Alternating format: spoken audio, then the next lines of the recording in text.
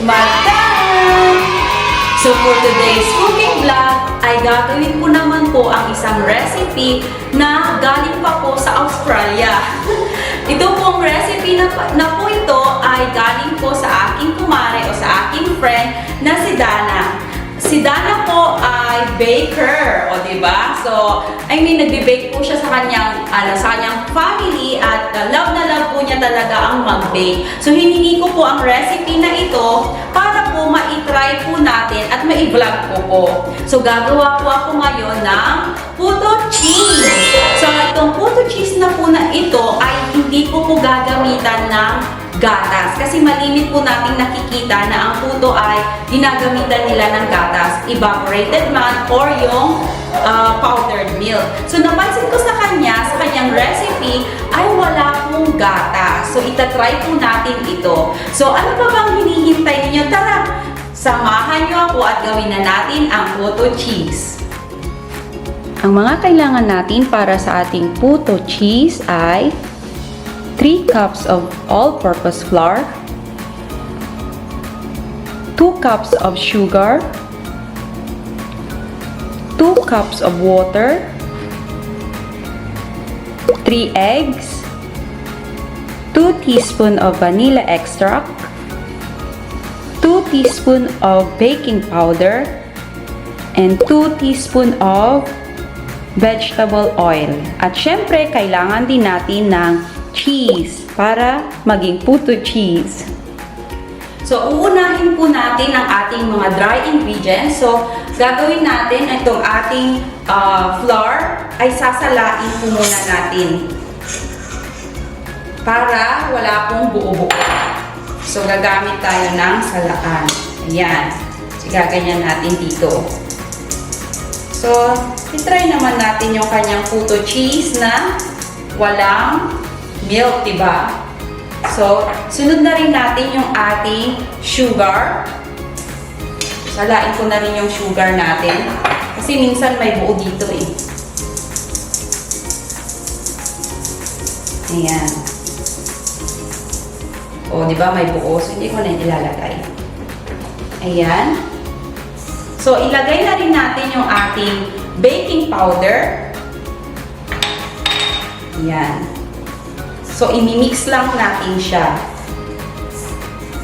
So, gawin ko, ilalapit ko yung camera ko para makita ninyo.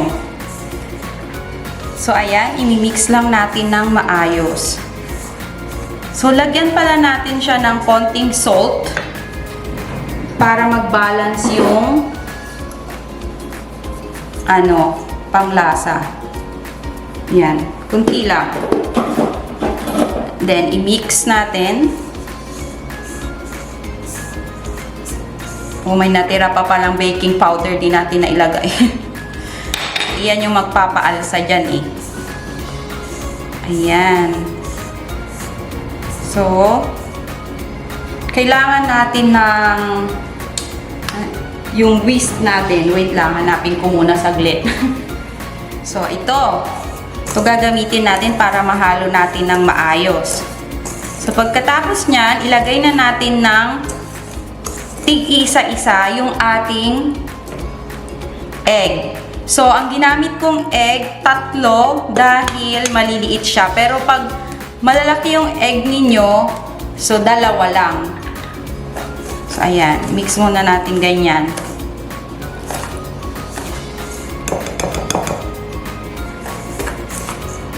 Ayan. So, lagyan na rin natin yung isa pa. Ayan. At yung isa pa. Para tuloy-tuloy na. Oops, merong nasama na shell. Wait lang. Mahirap na. Ayan. Mix natin. Sumasama yung ating egg dyan. So, hindi ko alam kung nakikita nyo ng maayos.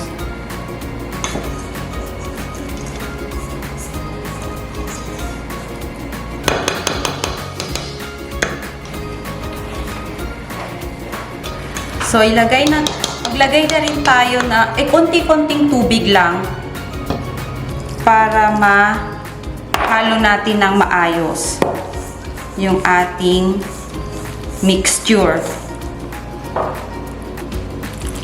Yan. So, ganyan.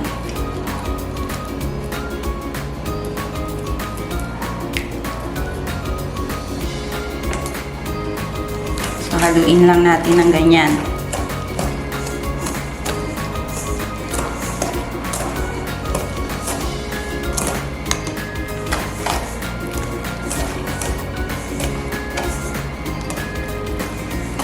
So, lagay na rin natin yung ating vegetable oil at ang ating vanilla extract.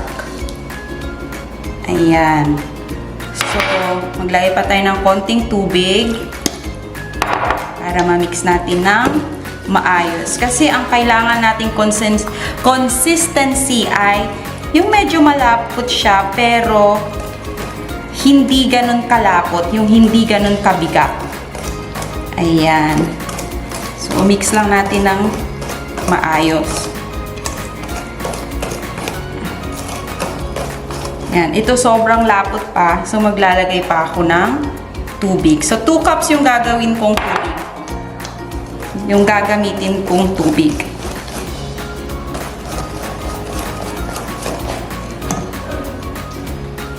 So, ayan mga madam, nailagay ko na po yung tubig natin. So, nakikita ninyo yung lapot niya. Ang ganda na, oh. Ayan, oh. Ganyan. So, ganyan dapat yung lapot. Hindi sobrang lapot, pero para watery pa rin siya. Yan ang sabi sa akin ni Dana. O, diba? So, ayan. Pwede na natin siyang ilagay sa ating molds. O yung sa puto cups. Ayan. So, habang ginagawa natin ito, nagpapainit na kayo ng steamer, yung tubig. So, gagamit lang naman ako ng yung sa rice cooker. So, ayan mga madam. Pag natapos na yung mixture ninyo, papahiran natin ng konting butter itong mga molds natin para hindi kayo mahirapan na alisin yung puto pag naluto na. So, ako, papahiran ko kasi wala po akong nabili nung spray, yung butter na ini-spray lang. Mas mabilis po kasi yun eh. So, ganito, iisa-isahin po natin. So, ayan. So, pwede rin naman po na hindi ninyo lagyan ng butter kung sigurado kayo na hindi siya didikit. Pero, mas maganda po lagyan natin. Ayan.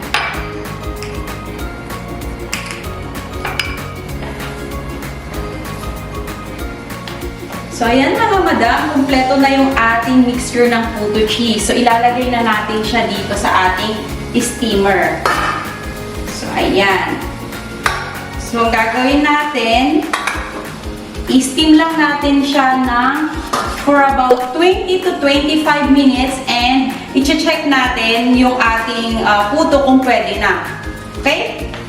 So, bago ko po makalimutan, so dapat mahinang apoy lang po yung inyong gagawin para hindi po mabigla yung ating puto. So, ayan. Wait lang po tayo ng 20 to 25 minutes and pwede na ang ating puto cheese. Wow!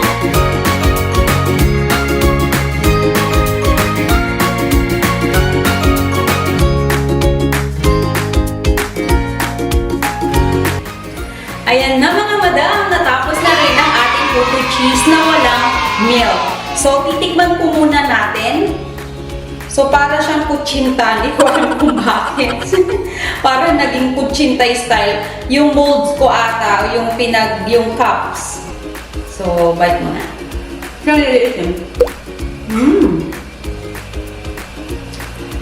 Lasang-lasang puto talaga. Tsaka nung inalis ko dun sa, sa cups niya, ang bilis. Ang bilis niyang naalis. Sarap. Wow! Okay pala kahit na walang milk. Noong una, medyo hesitant pa ako kasi sabi ko, bakit ganun? Hindi ko lagyan ng milk kasi mostly pag nagluluto ako ng puto, nilalagyan ko talaga ng milk. Ang yummy. Ang sarap. Ang perfect. Ay na nga mga madam, sana po nagustuhan niyo po ang aking puto cheese po for today. And thank you din po sa recipe o ingredients na binigay po sa akin ni Dana Caceres sa Australia, from Australia. And sana din po i-like niyo po or i-follow niyo po ang aking Facebook page, ang Cook and Talk with Madam, for more fun and exciting reels. Please don't forget to like, share, and subscribe to my YouTube channel, Cook and Talk with Madam. Happy cooking!